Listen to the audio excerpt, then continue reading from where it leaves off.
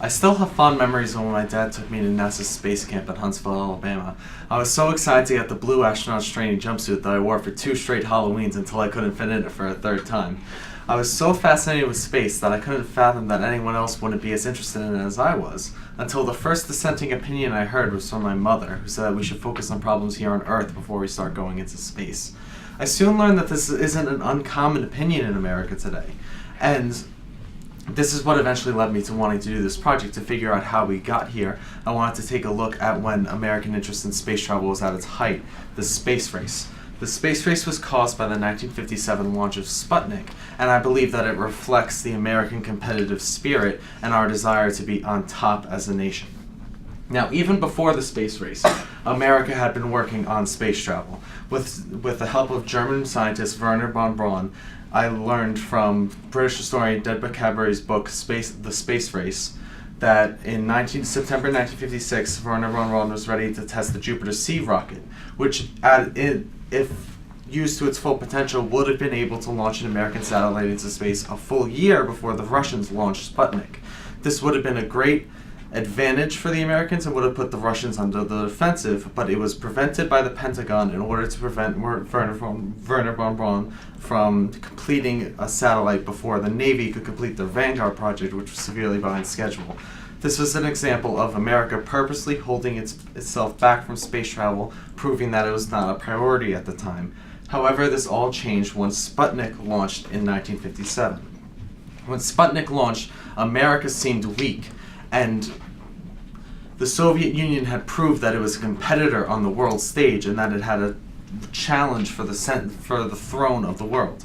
And most of the criticism for this landed on Eisenhower, who was criticized as lazy, and according to Janet Miakowski's book, who's a professor at Dowling College, he wrote the book Eisenhower's Sputnik Moment, Democrats accused him of losing the top position in the world. And in response to this, Eisenhower supported the space program and caused the launching of the first American satellite and founded NASA in 1958, according to an article on History.com. But this effort was not enough, and the criticism of his perceived complacency in the face of the Soviet threat followed his party, the Republican Party, into the election, causing the Democratic candidate, John F. Kennedy, to win the election. Now, John F. Kennedy campaigned behind a strong base of supporting the space program, and when he finally got elected in 1961, he gave a State of the Union address in which he said, this was also in Miakowski's book, "This nation should commit itself to achieving the goal before the decade is out of landing a man on the moon and returning him safely to Earth." This statement fueled the passion of American support for space travel, and ushered in a new age in which astronauts were seen as celebrities. They were almost seen as soldiers fighting a war against the Soviets for domination of space.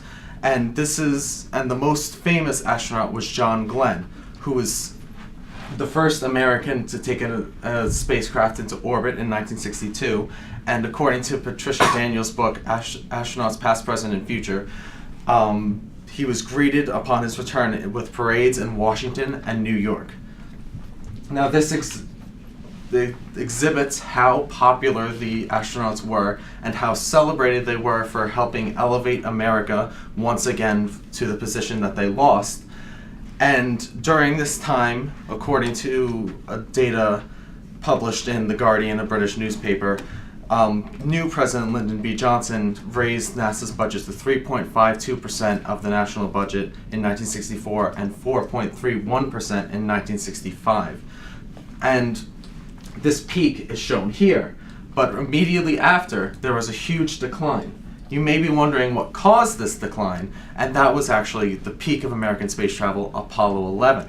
Once Apollo 11 happened, there seemed to be no need to go into space. America had won the space race. There was nothing left to do.